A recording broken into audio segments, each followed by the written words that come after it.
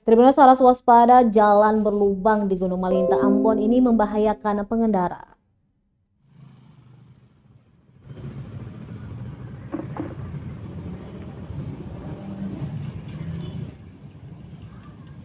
Jalan berlubang di tanjakan Gunung Malintang, Kota Ambon semakin parah. Menurut warga setempat, jalan berlubang di kawasan menuju Gunung Malintang itu sudah setahun tak diperbaiki. Kondisi itu dikeluhkan warga lantaran kerusakan sangat mengganggu kenyamanan berkendara. Tidak jarang pengendara roda 2 nyaris terjatuh saat menghindari lubang.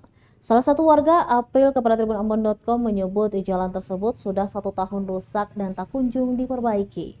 Selanjutnya, saat hujan deras, jalanan menjadi licin sehingga semakin rawan.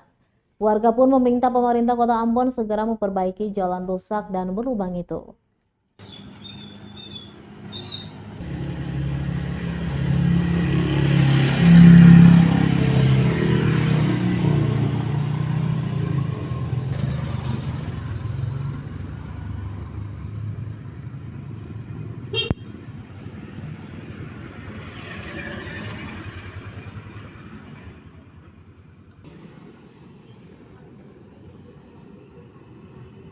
Terima kasih sudah nonton. Jangan lupa like, subscribe, dan share ya.